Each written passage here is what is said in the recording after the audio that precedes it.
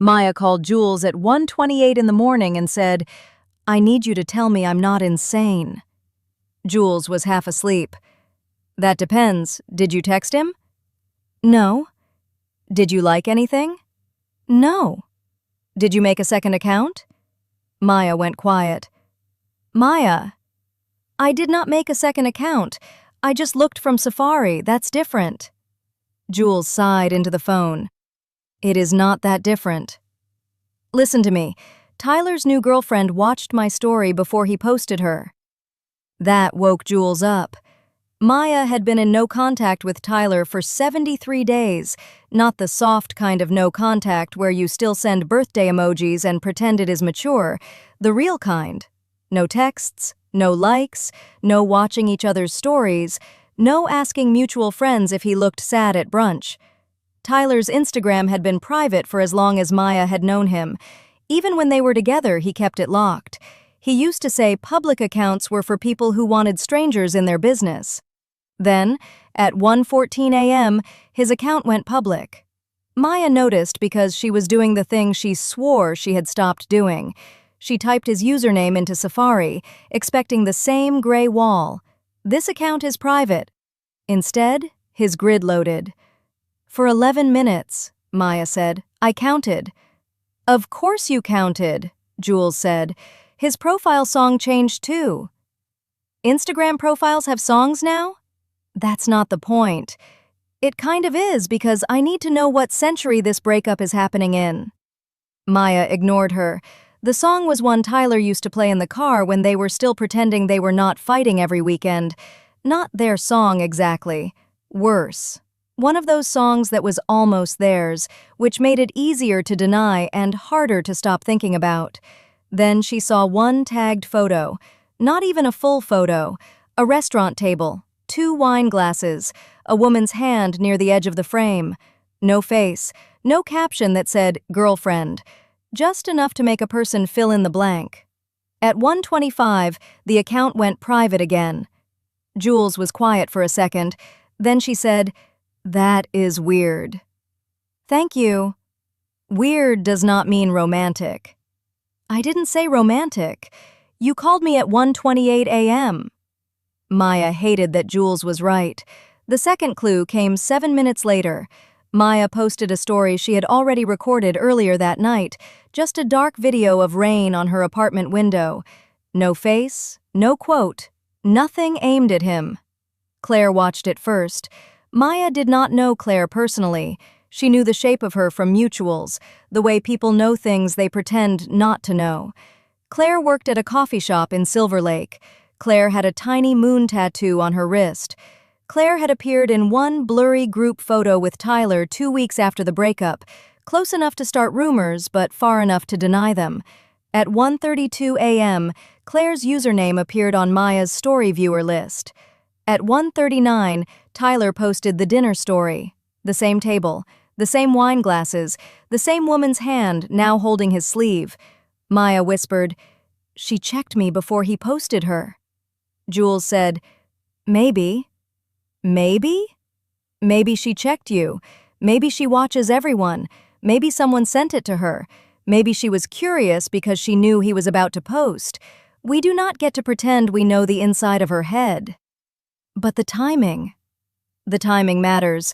The conclusion is the part you have to be careful with. That was the part Maya hated. A single signal was easy to turn into whatever story hurt the most. A story view could mean longing.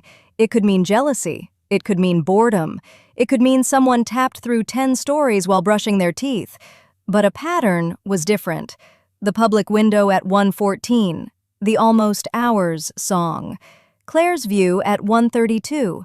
The soft launch at 1:39. The account private again before 2. Maya started reading the timeline out loud, faster and faster, like if she said it cleanly enough it would become proof. Jules cut her off. "No, stop. Proof of what?" Maya opened her mouth and nothing came out. "Proof that he misses you?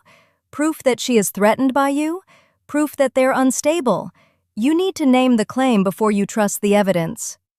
That sentence landed harder than Maya expected, because she did not actually know what she wanted it to prove. She wanted it to prove Tyler still cared. She wanted it to prove Claire was checking because Maya mattered.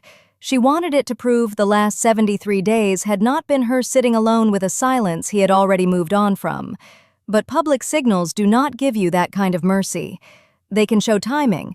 They can show visible changes.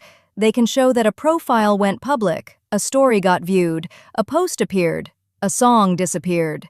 Tools that organize public Instagram patterns can help put those pieces in order. They cannot tell you love.